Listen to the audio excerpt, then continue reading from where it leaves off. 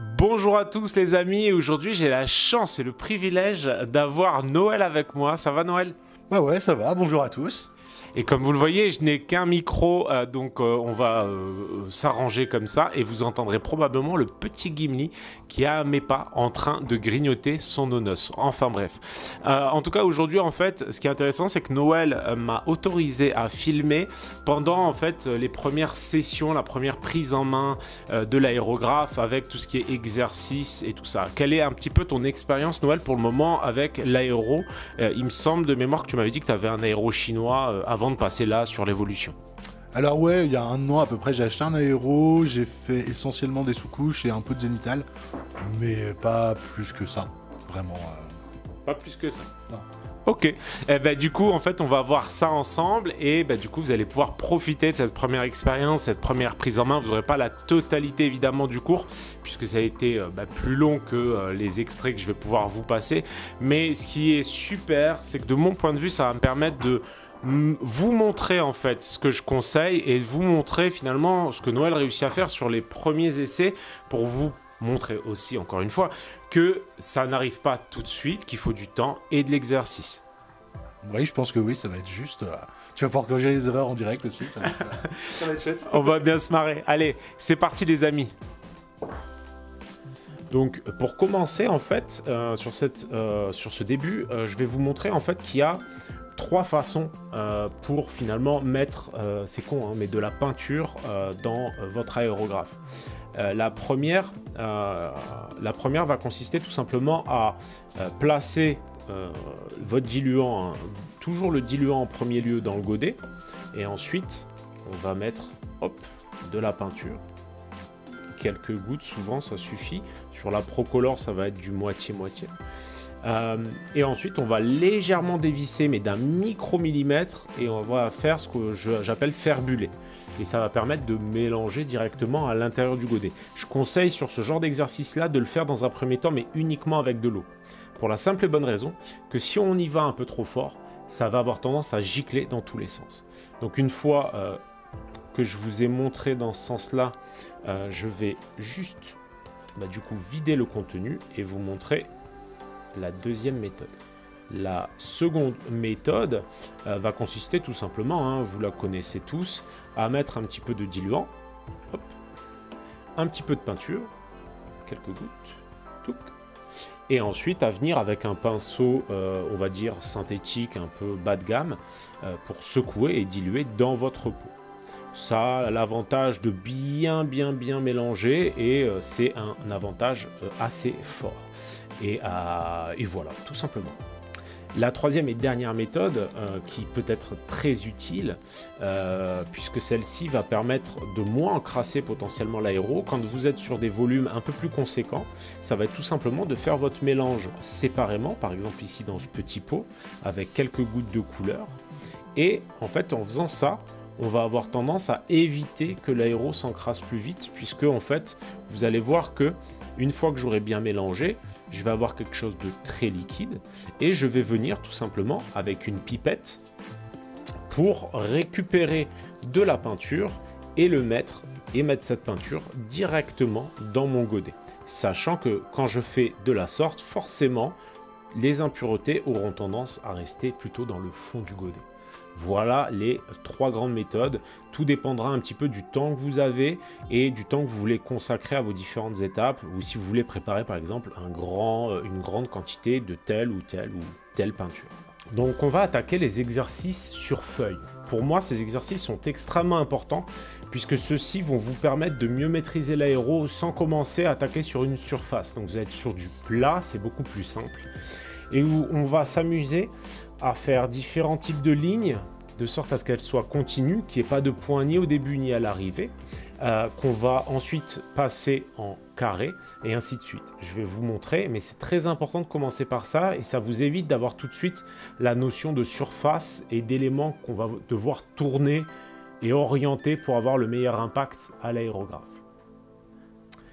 Donc la première chose à faire, ça va être tout simplement de venir avec votre aérographe et on va tout de suite, cette zone-là par exemple, ce sera ma zone de test et on va tout de suite lâcher quelques petits points, juste pour voir si tout se passe bien. Ensuite, on va venir, alors je vous conseille toujours, quand vous utilisez l'aéro, d'enrouler votre avant-bras, de sorte à ce que le fil qui vous amène l'air ne vous gêne le moins possible vos mouvements. Et ensuite, je vais tout simplement faire en sorte d'avoir les traits les plus continus possibles et les plus fins possibles. L'idée étant de toujours lâcher de l'air au début et à la fin de la propulsion de peinture sur votre page.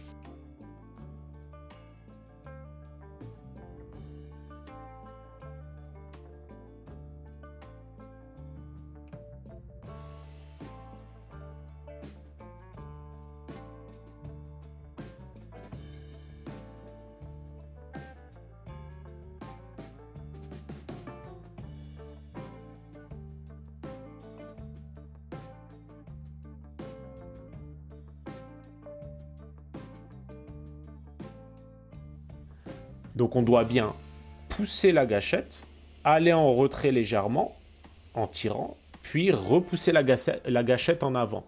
C'est très important, puisque ça va nous permettre de systématiquement commencer et finir avec de l'air et pas avec de la peinture. C'est ce qui va nous permettre de ne jamais avoir de points au début et à la fin de nos lignes.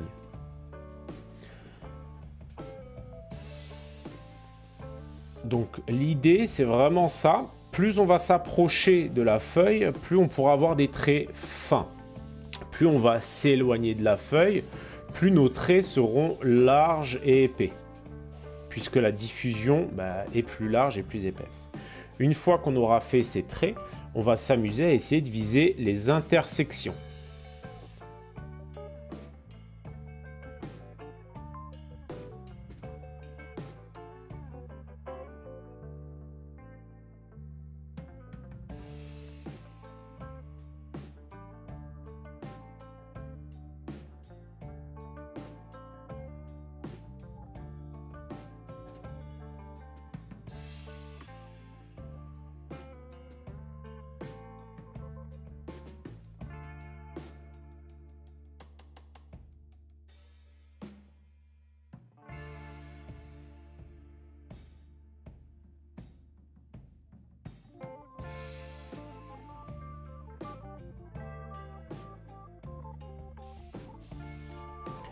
Et maintenant, on va s'amuser à remplir les cases, c'est-à-dire à remplir le plus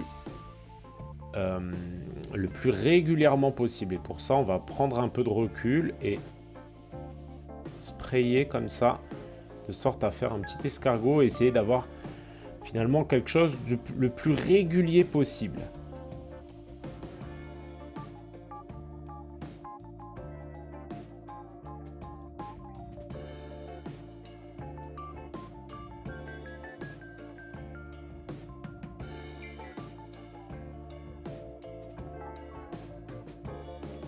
Donc pour information, je suis sur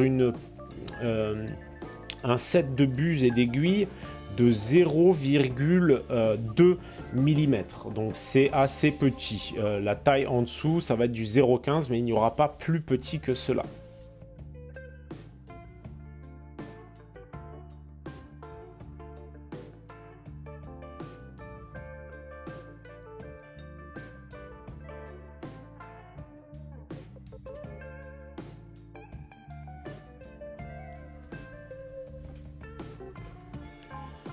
Et bien sûr, systématiquement, après chaque utilisation d'une couleur, je vais vider complètement en ajoutant tout simplement mon nettoyant ou mon liquide, peu importe, pour vraiment avoir quelque chose de clean entre chaque utilisation.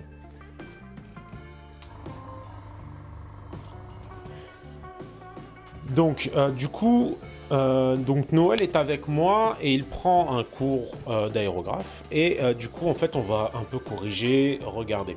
Le premier truc Noël c'est montre-moi comment tu prenais l'aéro au début. Comme ça, moi j'étais comme ça. Et en fait ce qui est plutôt intéressant c'est que cette prise en main elle est intéressante mais elle n'est pas assez précise. Et là il faut vraiment comme il le fait là, appuyer, reculer et repousser en avant.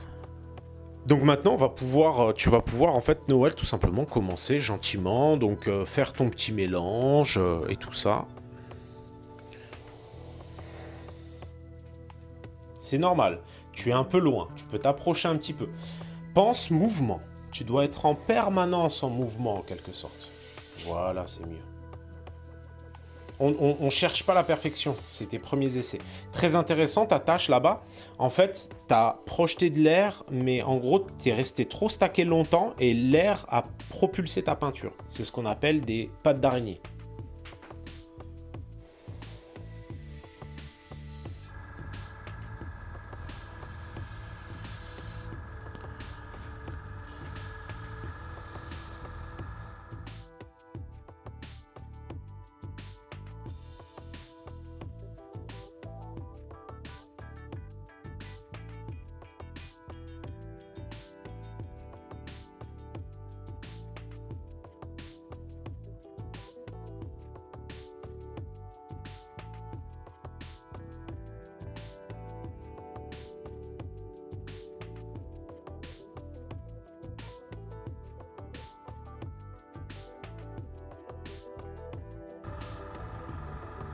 Le mouvement, il est super important et ça va être beaucoup une question de stabilité. Donc là, Noël, c'est la première fois qu'il peint avec la caméra qu'il suit et c'est vraiment pas pratique. Je te remercie encore, Noël, d'ailleurs.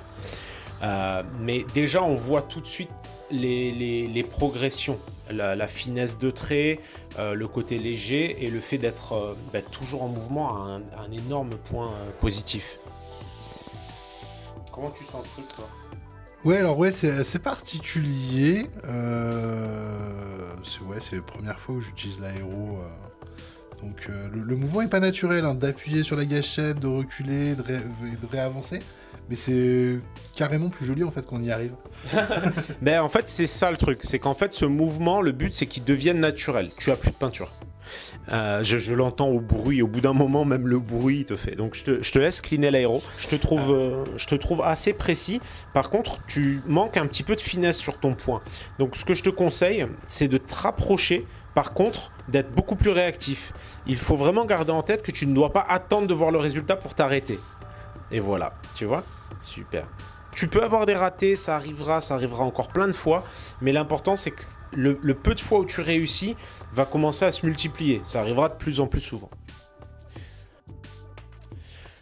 Alors, tu as tendance, je te montre vite fait. Hop, c'est bon, tu peux y aller. En fait, tu es un peu frileux sur certains aspects. Tu vois, il faut pas hésiter à stacker. Tu vois, je fais plusieurs à-coups pour obtenir le résultat. Mais tu as tendance à avoir un peu peur et à reculer. Mais en fait, tu peux faire par exemple tac, tac, tac, tac, tac, tac. Et en fait, quand bien même le premier serait pas assez net, le deuxième, le troisième, le quatrième va faire des superpositions qui le seront assez nettes. Alors là, ce que je te propose de faire, c'est du coup du remplissage sur des toutes petites zones en prenant du recul et en faisant des petits escargots.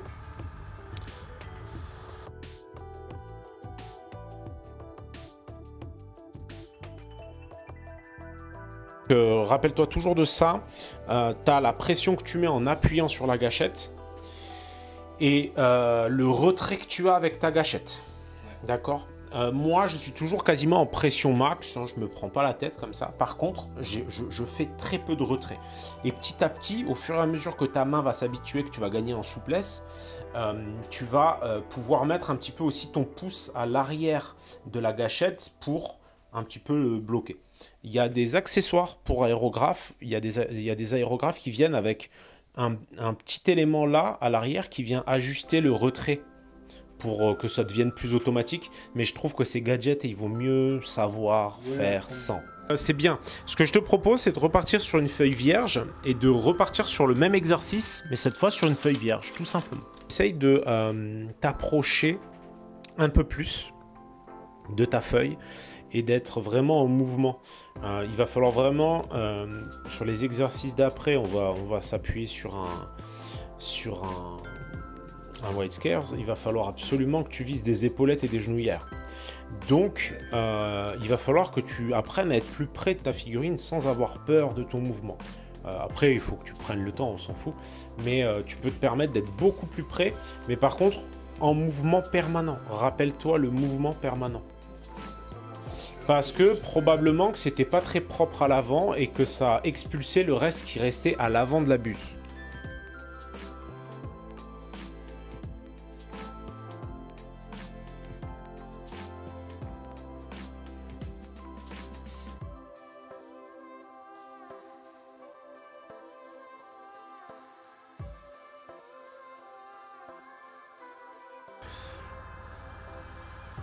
T'as vu le point au début?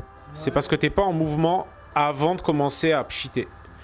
Tu dois être en mouvement avant et en retrait après. De l'air, de l'air, de l'air, de l'air permanent. Tu pourrais... En fait, on va faire un truc. C'est que juste pour corriger ça, le temps de la correction, tu vas lâcher de l'air en permanence. Et être en retrait seulement au moment où tu veux lâcher de la peinture. C'est pas grave, on s'en fout, c'est qu'une feuille.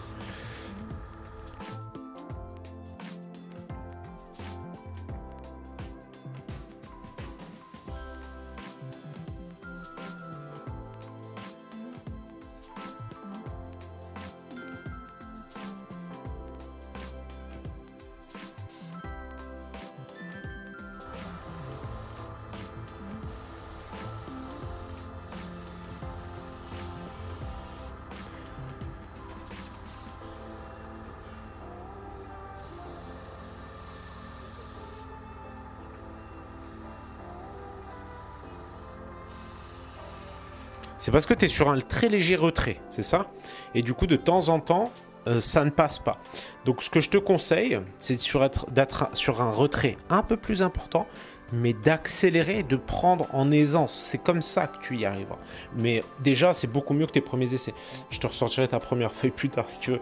Ce qu'il faut que tu comprennes, c'est que tu ne pourras pas être extrêmement lent et posé. Ça, c'est un truc qui va pas trop matcher avec le mode. Donc, mouvement permanent. Tu te rapproches et tu as un retrait bien moindre. N'attends pas de voir ce que tu fais. Fais confiance à ton geste.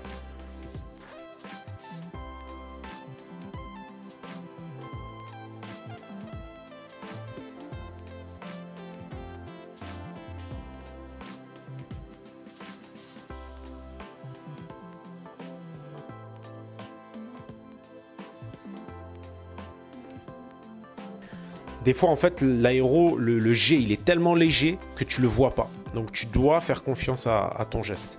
Et un truc qui m'interpelle, c'est que normalement, tu dois pouvoir être... Arrête-toi, Noël, une minute.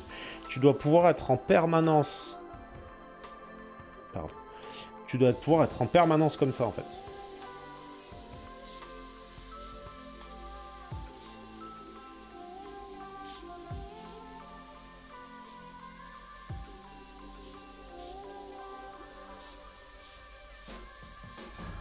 Alors là, je suis trop loin. J'ai pas la bonne maîtrise parce que je suis pas bien positionné. T'as entendu, il y avait de l'air en permanence. Parce que le souci que tu peux avoir en faisant comme tu fais, c'est que tu te précipites par hésitation, par manque de confiance. Et du coup, ben, en fait, tu tires et appuies en même temps presque. Tu lâches l'air et la peinture en même temps. Or, rappelle-toi, toujours de l'air, c'est pas grave. L'air, ça peut y aller. Hein. Ça ne coûte rien jusqu'à présent, en tout cas. Donc, tu peux y aller au niveau de l'air.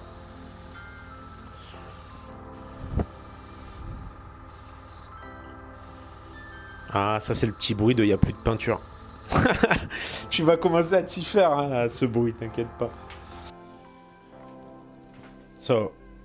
Donc rappelez-vous de deux choses. On peut pousser la gâchette en permanence, de l'air sortira, ce n'est pas un problème du tout. Et ensuite, quand on veut que la peinture sorte, là on va avoir un petit retrait. Mais juste ce retrait-là est largement suffisant.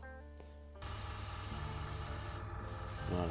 Alors, ce que je te propose maintenant, c'est que tu vas nettoyer ton aéro consciencieusement et on va faire une pause. Parce qu'en gros, ce qu'il faut que tu comprennes, c'est que c'est un entraînement et que comme c'est le début, tu n'as pas la main qui va forcément suivre. Tu vois ce que je veux dire? Là où moi, je pourrais faire 10 Space Marine, toi, bah, si tu en fais un ou deux correctement, ce sera bien. Donc, on va appliquer un petit peu ce qu'on a vu, mais cette fois sur un Space Marine. Alors, ce que je conseille dans un premier temps, c'est plutôt d'aller taper sur des décors. En termes d'ordre de priorité, je vous conseillerais toujours de vous essayer vos premières fois sur des décors, ensuite sur des véhicules potentiellement, et enfin sur des Space Marines qui sont assez simples avant d'attaquer vraiment des choses un peu plus compliquées. Ici, l'exercice qu'on va appliquer, ça va être sur un Space Marine, donc c'est un White Scares, et ce qu'il faut savoir, c'est qu'on a sous-couché en gris, c'est un uniforme gris de chez Army Painter, et on va appliquer tout simplement dessus du blanc directement, pour avoir notre premier passage de blanc. On va faire ça, pas forcément en une fois, mais en 2 ou 3 fois si c'est nécessaire, mais avec du blanc pur qu'on va passer en filtre successif et avec différentes couches qui vont nous permettre de gagner petit à petit en intensité dans le blanc qu'on va apposer. Ce que je vais faire, ça va être tout simplement de prendre du blanc Procolor. Et l'idée, ça va être donc passer un premier passage global sans trop m'attarder sur des points extrêmement précis. Et petit à petit, on va essayer justement de s'attarder sur des points de plus en plus précis. Donc comme d'habitude, toujours mon diluant dans un premier temps et dans un deuxième temps, le blanc. Donc on va vraiment essayer de préserver les ombres. Mais notre passage, on peut se permettre de le passer de façon assez légère, mais sur quasiment l'entièreté de la figurine. Ensuite, plus on exagérera et plus on voudra des ombres plus marquées, enfin des lumières plus marquées, plus on se focalisera sur un point précis. Ce que je conseille, c'est de travailler sur plusieurs figurines en même temps, de sorte à ne pas se focaliser, laisser la peinture sécher et revenir pour une deuxième étape par la suite, une fois que la première étape a eu le temps de sécher.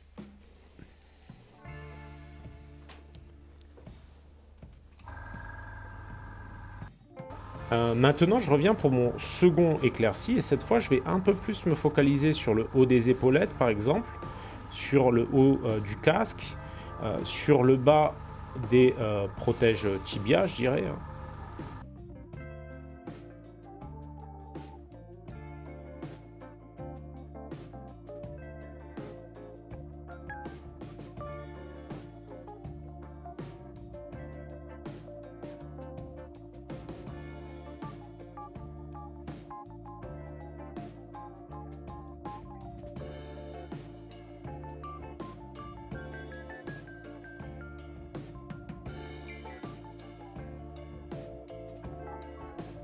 Et voilà les amis, c'est terminé pour cette session. Alors Noël, tu t'en es bien remis ? Oui, je m'en suis bien remis. C'était. Alors, ça m'a permis de corriger plein de trucs. L'histoire du doigt, là, le pouce. Enfin, pas le pouce, justement. Faut pas utiliser le pouce. C'est une erreur que moi j'ai faite pendant un an. Et que là, je commence déjà à tâter du doigt le fait que, effectivement, c'est vachement plus simple avec. Avec le doigt, parce que effectivement tu as plus de maîtrise et tout ça. Ça a été le truc, on en rigole là, parce que ça a été le premier point en fait qu'il a fallu très vite corriger et reprendre par moment, puisque les mauvaises habitudes reviennent très facilement.